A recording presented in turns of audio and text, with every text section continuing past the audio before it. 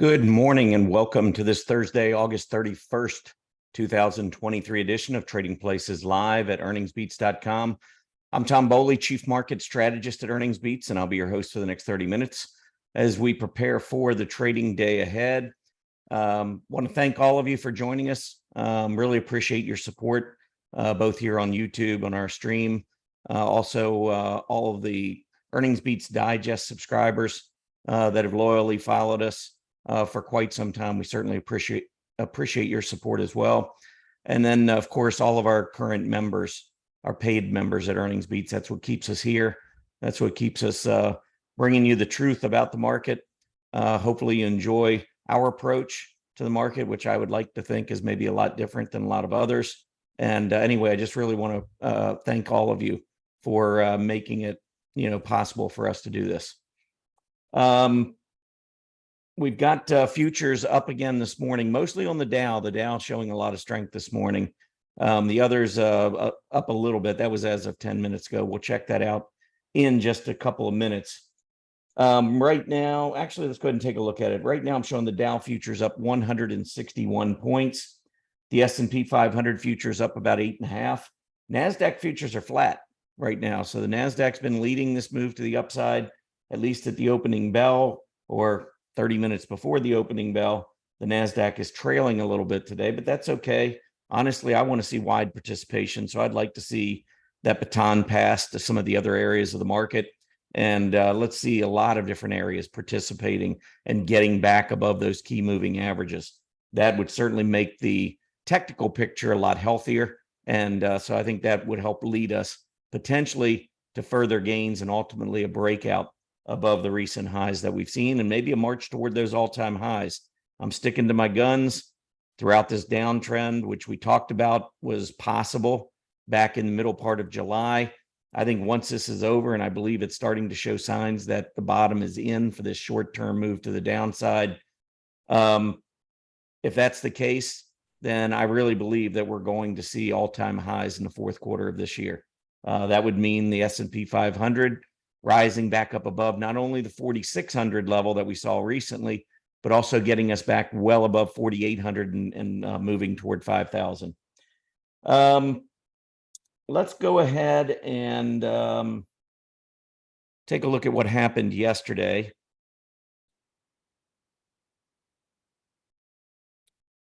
So you should see on your screen now all of the charts that I like to use in my market recap, the daily market recap.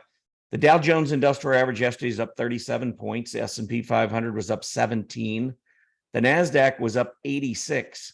So on a percentage basis, that's what I was referring to. The NASDAQ actually up more than 0.5% yesterday.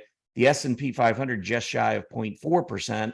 And the Dow was just a little over 0.1%. So there was that leadership that I was talking about from the NASDAQ. Mid caps were up about 0.25%. Small caps up about 0.4%. Transports jumped by almost 0.5%. And we were able to get back up to 15,928 on the transports, which is above both of the moving averages that you can see there. Or if you can't see there, I can tell you 15,877 is the 50-day moving average. 15,886 is the 20-day moving average. Those two almost right together. And the price action yesterday took us up 75 points to close above both of them. So the day before, we had closed just beneath both of them, coming back up to test them. Yesterday, we actually got above. So some follow through today would certainly be welcome news, not only for the transports, but that obviously would help the Dow Jones, as we've got some key components of the Dow Jones, part of that transportation index.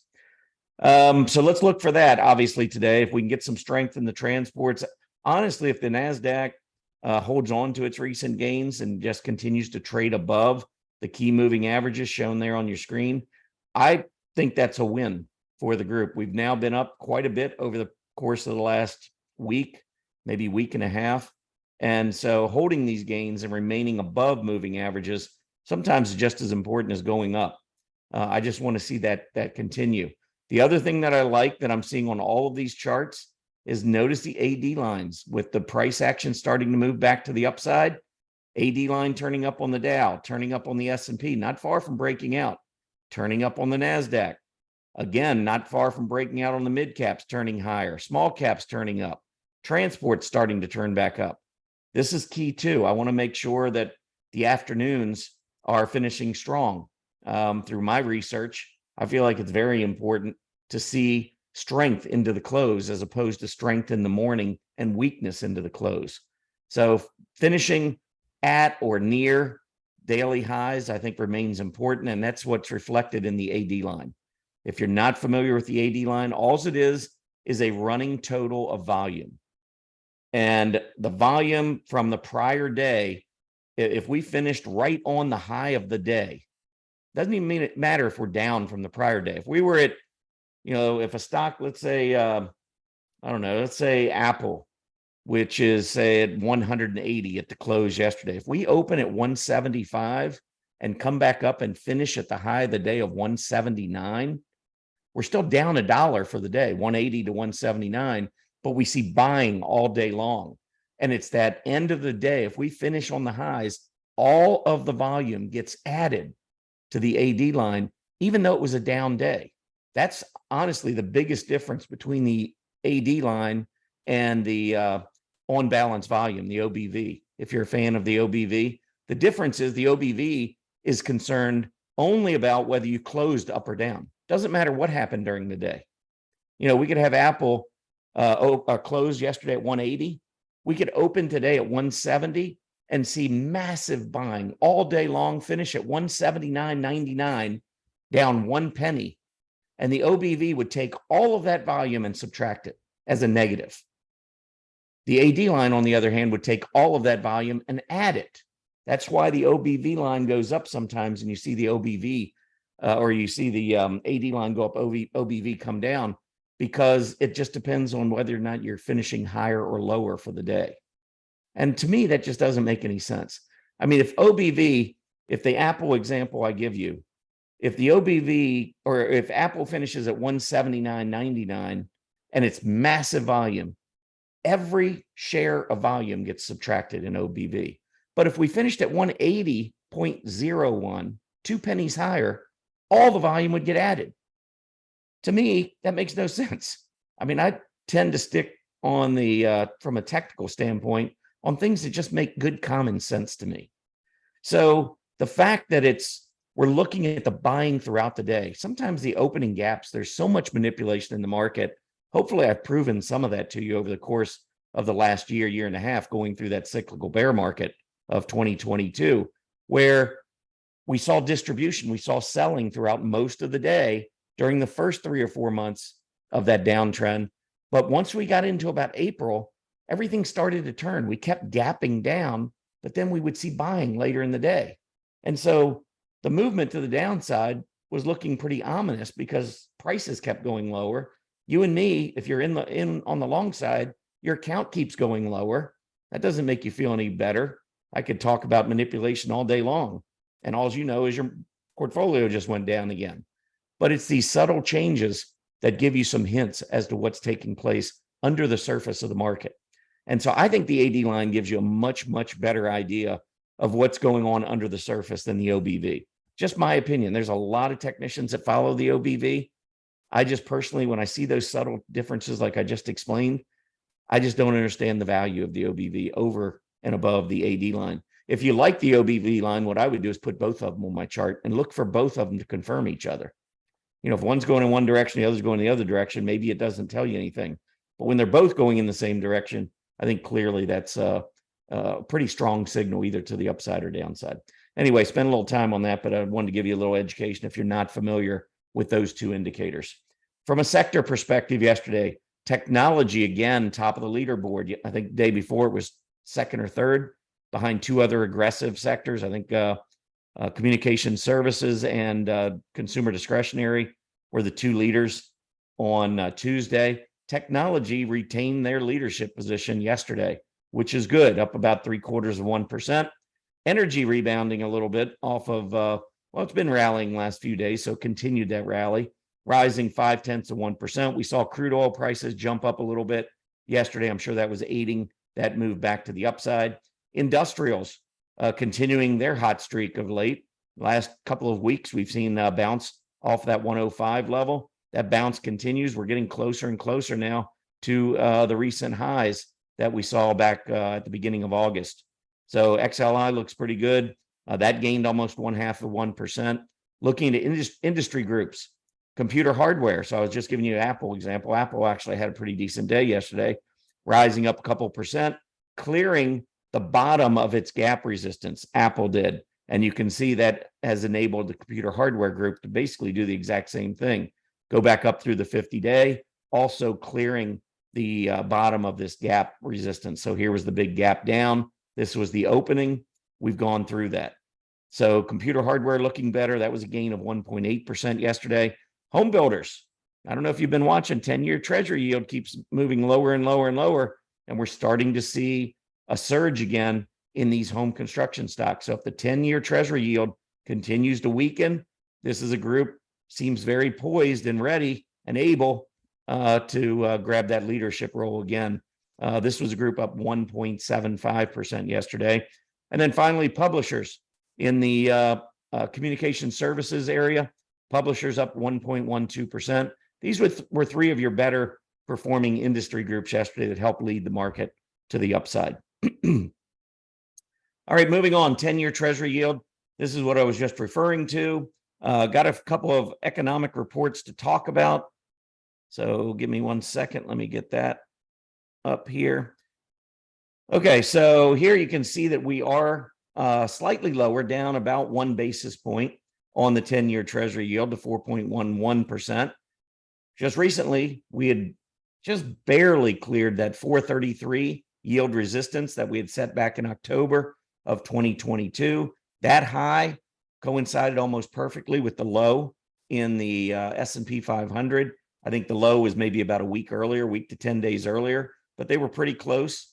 Since then, we saw yields go all the way back up after falling for several months, went all the way back up and tested that October level. But you notice the stock market hasn't gone back down to test its October level. It's nowhere near it. Well, that was down at 34.91 was the low on the S&P 500. Yesterday, we closed back over 4,500. So we're 1,000 points higher on the S&P 500, while interest rates have gone back all the way to where they were in October of 2022.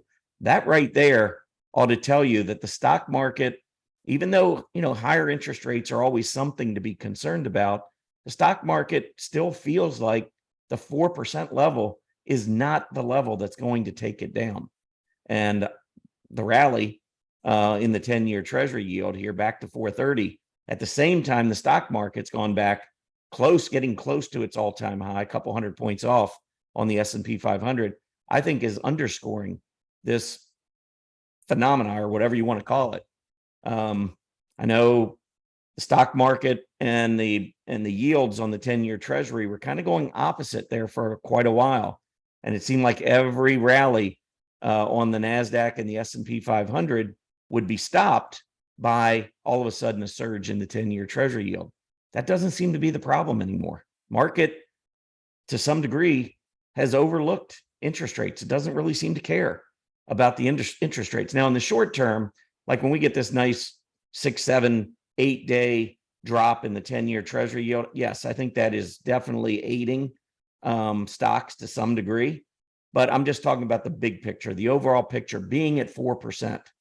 And that's what I've said for quite a while. If we get the 10-year treasury yield and it moves through 5%, you will see me start to get a little bit more nervous. Because at some point, there's that point that the market reaches where if I can get a guaranteed 5% return, is it worth foregoing the possibility that I'll get a 10% return in the stock market? Is it worth, I can eliminate a lot of risk. Yes, I give up the possibility of going to 10%, but going up 10%, but I'm eliminating the risk. I have a fixed return now that's essentially guaranteed. As far as I know, the U.S. has not defaulted on its debt. So you got pretty much a guarantee I'm going to get my 5%. Is it worth it to risk my capital to get possibly that next 5%? And that's what goes through not just the head, of you, me, the entire market, all, professionals. They'll start moving money away from stocks and into fixed income instruments if they're getting that kind of return. So there's a point where we need to be a little concerned. 4%, I don't think is it. And that's exactly what the market's telling us. Again, the stock market, all the charts, the relative performance, the intermarket relationships, all these things tell us a story. And I promise you, it's a better story than what you're hearing on CNBC. They're still parading people on there that have been wrong for years, and they just keep bringing them back. Why? Because they're controversial. They create interest, clicks, and that's how they make money. They make money by bringing in viewers. They need viewers. How do you get viewers? Well, you got to show them the train wreck. Anyway, I could go on and on about that, but you all know where I stand there. So let's keep moving on. S&P 500. Oh, I didn't give you the economic reports. My bad.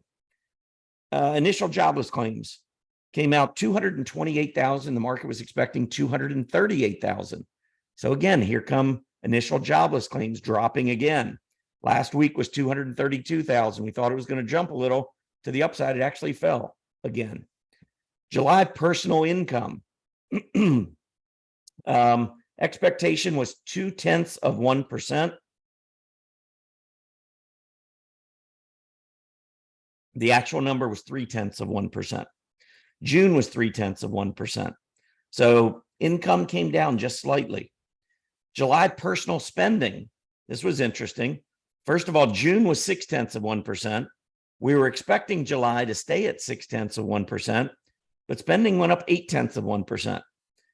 Now, you can look at this a couple of different ways. There's always two sides of everything. And people, if you're bullish, you might look at this one way. If you're bearish, you might look at it a completely different way. 0.8% rise in personal spending tells me, hey, the consumer's not dead. And if they keep spending money, is inflation, can we say for sure that it's dead if we still have consumers out there willing to spend more and more? That's an argument. I'm going to follow the charts and see what the charts are telling me. But I actually like the fact that the consumer remains healthy. The consumer is still strong, alive and kicking. And because our economy is 2/3 driven by consumer spending, this is kind of a big deal. So again, which side are you going to take? You're going to say, well, this could lead to an overheating economy. This is what the Fed doesn't want. The Fed's going to remain vigilant. Rates will go higher. Or are you looking at this and saying, you know what? We're seeing inflation coming down, but we still got a strong consumer. We've still got jobs that are being created. We still got all these positives in the economy. It still feels like maybe a soft landing. Again, take your pick. Which way do you go on the data? I don't really follow the data in that sense, that to say that, hey, this is really bullish. I just follow the charts. The charts will tell me whether it's bullish. If it's bearish, if it means that inflation's coming back, even though consumer spending is going up, what we should see in the market is money rotating away from discretionary and into staples. Because if inflation's still a problem, future growth is not eliminated, but future growth is certainly mitigated by inflation concerns. So those future earnings and that future earnings growth among growth stocks is not as attractive. So for me, it's not the news. It's how the market's reacting to the news. That's what's really key. So, I get a lot of folks, a lot of members, a lot of non-members. They have questions about all these different fundamental issues that are out there. And I'm just like, I don't want to say I don't care, but honestly, I don't care. I look at what the market's telling me, not what the government's telling me, certainly not what CNBC is telling me. And so there you have it. That's the way I approach this.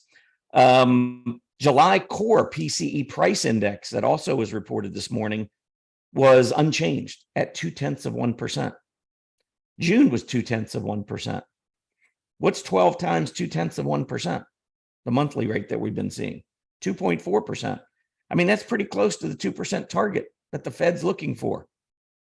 Again, the numbers I see don't line up with what the Fed is saying. And to be quite honest, the stock market isn't trading based on what the Fed is saying. So again, I'm going to follow the market. That's what I do. If I get all these signals and I track and I research all these signals and I find out what works and what doesn't work, it would really be dumb for me to ignore the signals that I get. I follow my signals. That's the end of that story. S&P 500. You can see second consecutive day now back above the moving averages.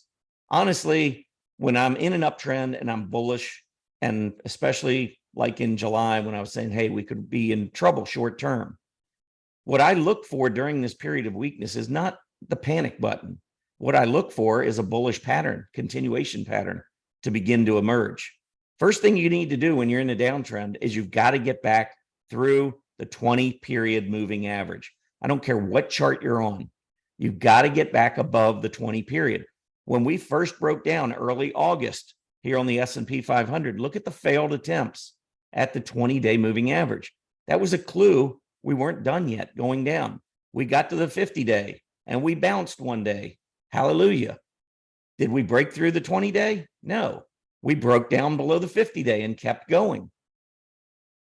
You can't start an uptrend again until you get back above the 20-day. That's a fact. That's not my opinion. That's not my interpretation of technical analysis. You cannot begin an uptrend until you get back through the 20-day. Moving averages are used as support and resistance during uptrends and downtrends, respectively. That's what I use moving averages for.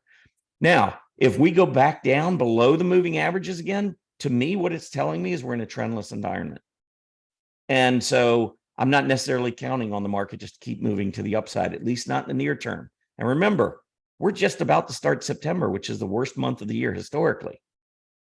I don't know. I mean, we're not down every month. I think of the last 73 years, September's been up 33 of those 73 years and been down 40 of those 73 years. So the odds favor the S&P 500 moving down, but I'm not putting it out there trying to tell everybody, hey, it's September. My gosh, we're going to crash. We always crash. It's not that at all. It's just that the tendency is, and I have my own theories. I think by the time you get into September, companies can't keep saying, well, we're warning about this quarter, but the rest of the year looks great. By the time you get to September, you don't have a whole lot of time. And I think that it's a month where companies tend to throw in their dirty laundry. And basically, if they're not going to beat anything that they can throw in to disappoint or whatever you want to call it, they do. They take their dirty laundry, everything, and throw it in and say, let's just be done with it. This year is ruined. We're not going to hit our numbers for the year. Let's just get rid of it.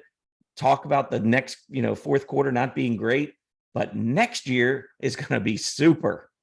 And that's that's the gist that you get from most management teams. If you're even if you have a rough quarter, if you're an executive in one of these big companies, the reason you're there is because you believe in your company and you believe you're going to execute and you believe you're going to beat your competition. And so it's very normal. I see a lot of times companies lowering their guidance for the current quarter, but then raising it for the end of the year or for next year.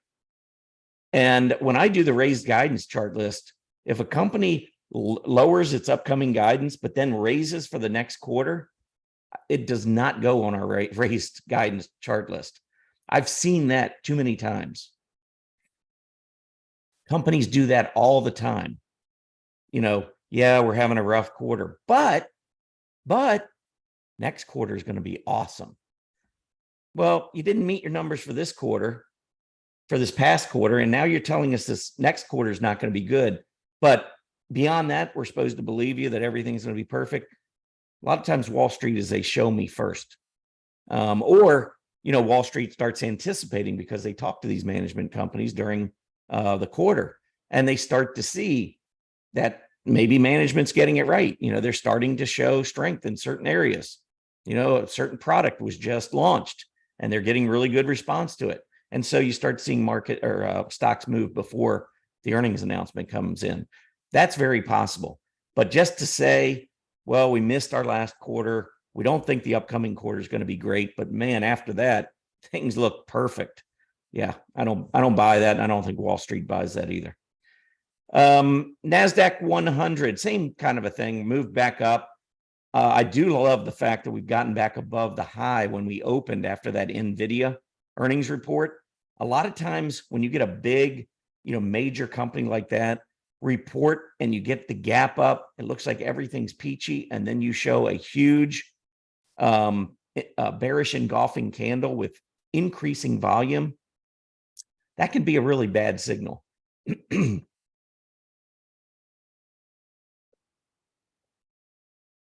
A year ago with the Fed's Jackson Hole speech, we saw that.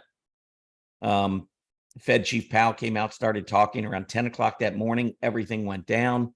We never went back through that high. We went all the way to the October low before we ever came back up and challenged that high. And that's, when you're down below these moving averages and you have a gap up and you have an opportunity to take the market to the upside and you fail and you see selling all day long and you're right back down below those moving averages. Honestly, the technical thing that you should be expecting is a gap down the next day and support not to hold. But as I said back in July, my long-term signals haven't budged. They're all bullish. I'm bullish. I've never once varied and said, or reversed and said, hey, this is it. We've topped, we're going back down, because my signals don't tell me that. Short term, yes, we had run into some serious short-term issues that I talked about back in July. I'm not going to go over that again today, but they've all been resolved. And now look what the market's done. We have taken out that NVIDIA earnings related high, and we are now trending higher. The PPOs are now moving back up, attempting, probably, likely, moving above the zero line. It could happen on the NASDAQ 100 today. So things are improving. I still like the Russell 2000.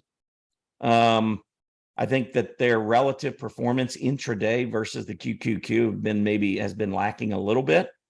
And I own both. I own the IWM and the QQQ, but right now from a leverage standpoint, I have some leverage. That's mostly for our Earnings Beats members. They're always interested in where I stand, but I still do have leverage on the IWM. So I own some of that TNA. Haven't really changed my percentage allocation that I've talked about prior. And I like the uptrend. I mean, right now we're kind of over the last 3 days having a pretty good run across the market. The IWM, though, has been a little bit slower in that it hasn't cleared above its 50-day moving average yet. Personally, I still believe this is a group that's going to lead. We're going to find out here over probably the next few months and into year end. But IWM, I like the reversal. I think this is a ETF that did not participate as much over the last year or two.